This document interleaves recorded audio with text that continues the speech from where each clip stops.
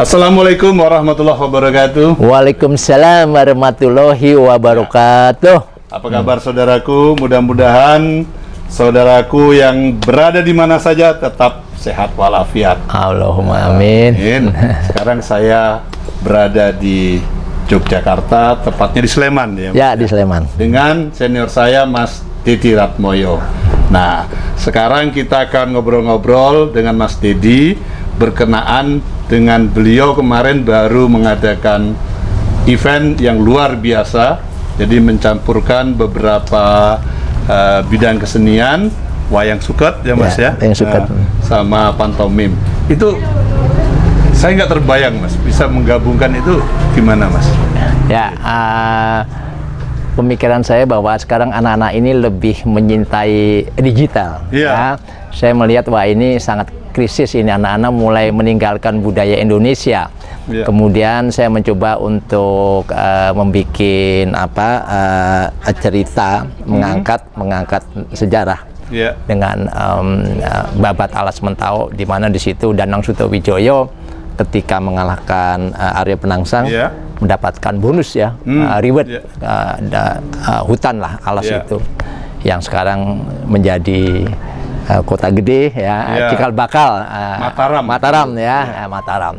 Nah, kenapa bisa menggabungkan di situ? Nah, alhamdulillah teman-teman itu kan ada disiplin ilmu seni rupa, kemudian ada dansa, kemudian ada seni lukis, seni rupa, seni lukis, kemudian ada teater, ada pantomim.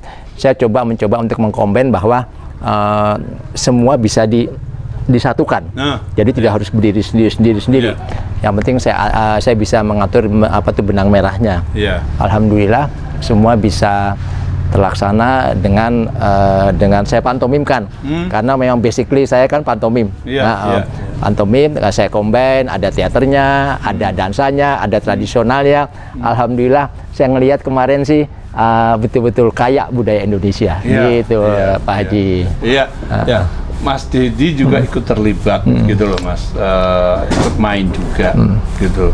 Itu persiapan semuanya berapa lama tuh Mas? Pantomimnya, terus wayang suketnya gitu loh. Matur nuwun Pak Haji. Ini saya memanggilnya Pak Haji nih karena beliau ini memang seorang motivator ya dalam segala hal. Pak Haji, memang itu saya dengan Pak Irawan. Ini orang-orang gila ya. Dalam arti kata itu gila positif ya. Gila positif. Saya dengan Pak Irawan itu 2 bulan di Taman 2 bulan sebelum pementasan saya ngobrol di Taman Budaya.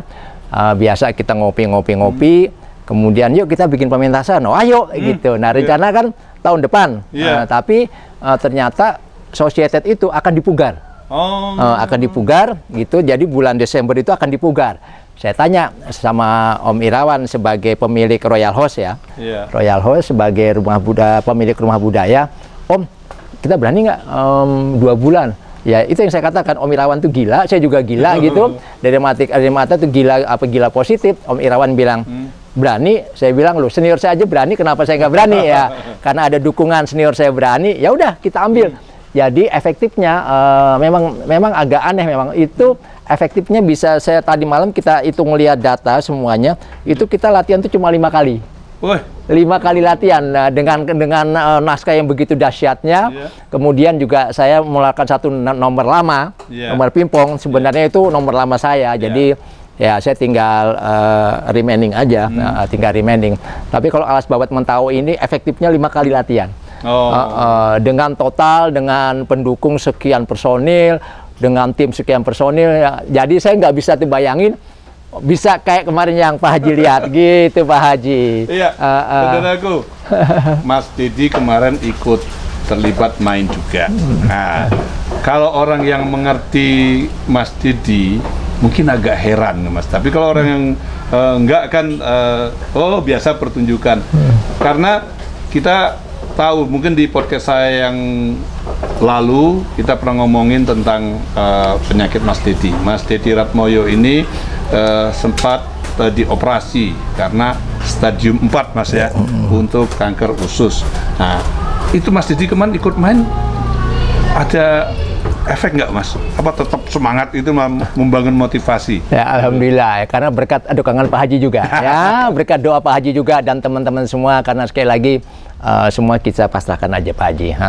Jadi saya yang jelas saya diberi kekuatan, kemudian alhamdulillah di gedung itu ada anak-anak saya, anak-anak yatim ya, anak-anak yatim, Nur Yasmin. Saya percaya bahwa dengan adanya anak yatim, kita tahu di dalam surat Al-Maun kan sudah jelas ya, kita memuliakan anak yatim, kita pasti akan dimuliakan, kan gitu. Nah, disitulah kemudian saya hadirkan anak saya, ada sekitar berapa personil, 20 apa 25 hadir di situ. Saya yakin begitu anak saya masuk gitu, saya dapat laporan, Mas Dedi, anak-anak Mas Dedi sudah datang. Wah, saya dingin banget.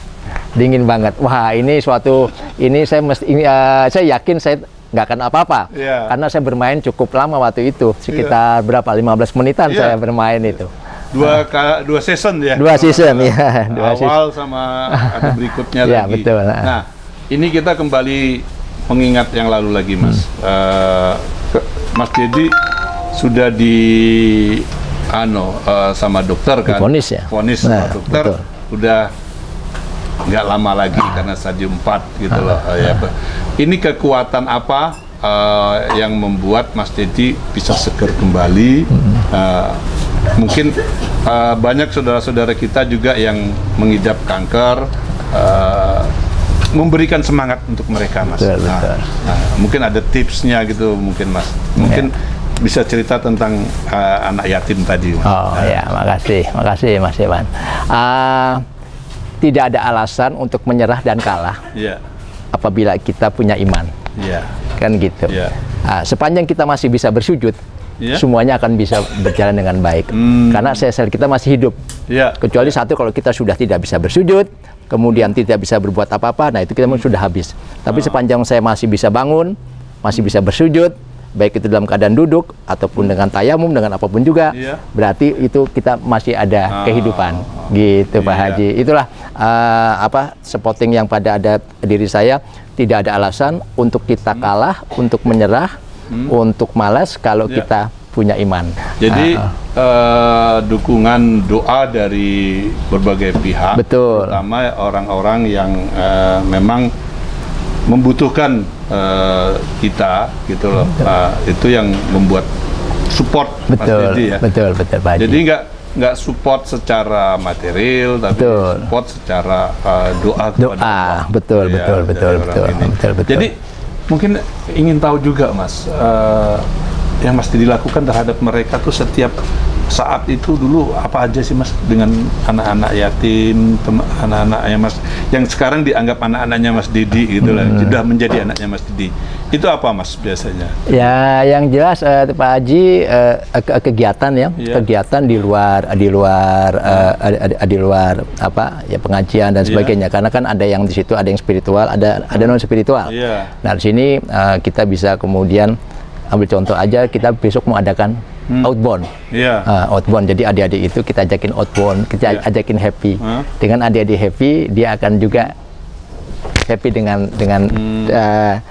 dengan saya khususnya. Dia akan mendoakan. Pokoknya udahlah, saya hanya singkat saja bahwa di dalam surat Al-Maun kita memuliakan anak yatim, kita akan dimuliakan. Itu dari itu kegiatannya di situ ada seni lukis, ada nyanyi, ada tari di situ. Itulah kemudian teman-teman volunteer datang memberikan itu semuanya, gitu. Saya kadang-kadang ke sana membawa aktor pantomim, ya, bawa anak-anak yang pantomimnya oke, kemudian membawa anak-anak yang bisa nari dengan baik, membawa anak-anak penyanyi. Jadi kasih, bukannya ngajarin, ya berbagi, ya. Tapi gitu, ya intinya kan kebersamaan itu. Betul Pak Haji, kebersamaan, betul Pak Haji. Jadi kebersamaan mereka agar mereka nggak ada jarak dengan betul Pak Haji, betul. Iya, jadi nggak hanya sekedar memberi, tapi kebersamaan itu yang mahal gitu. Betul, nggak harus datang memberikan finansial, nggak. Justru yang kekuatan itu dengan emosi itu lebih dahsyat, lebih dahsyat itu. Lebih dahsyat. Mungkin Mas Dedi ada pesan untuk teman-teman yang mungkin sekarang ada kena musibah itu, penyakit gitu, mungkin ada tips tertentu. Silahkan Mas, langsung. Makasih Pak Haji. baik teman-teman semua yang ada dimanapun berada, jangan pernah menyerah, jangan pernah malas, jangan pernah kalah. Karena sekali lagi kayak gitu, kalau kita mau dekat dengan yang menciptakan alam dan bumi ini, hidup kita akan nyaman. Karena semua angin, air, semua itu bisa bicara. Dekatlah dengan alam. Dan lebih dekat lagi yang menciptakannya. Semuanya akan menjadi nyaman. Percaya sama Pak Deddy di situ. Walaupun tetap obat dari medis tetap harus kita lakukan, kemudian tetap harus jaga rule of the game dari asupan yang masuk. Jangan kemudian apa aja dimakan. Apa aja dimakan tuh jangan. Tetap kita harus jaga. Sebabnya apa? Makanan itu enak hanya sampai mulut. Setelah itu selesai. Setelah itu menjadi kotoran. Jadi makanan itu cuma enak di mulut. Jadi mulai sekarang berhentilah makan makanan yang merusak. Khususnya buat saya sendiri, wasiat buat saya sendiri, khususnya usus. Karena semua makanan itu masuk ke dalam usus. Kemudian apabila kita makanan yang aneh-aneh, kasihan ususnya kerja.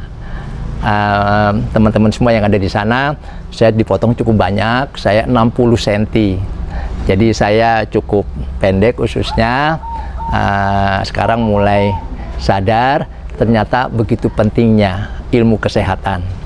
Itu jangan sepelekan. Jangan sepelekan. Itu aja, ya, Pak Haji. Terima kasih Mas Deddy. Mudah-mudahan ini bisa menjadi inspirasi dan motivasi untuk saudara-saudara kita yang ada di rumah, yang sekarang sedang mengidap penyakit tertentu, tetap semangat. Ya. Hatur nuhun Mas Deddy. Sami-sami Pak Haji, sami-sami. Terima kasih saudaraku. Mudah-mudahan ini menjadi motivasi untuk kita semua. Amin. Sampai ketemu. Iwan Gardiawan. Wassalamualaikum warahmatullahi wabarakatuh. Waalaikumsalam warahmatullahi wabarakatuh. Siap.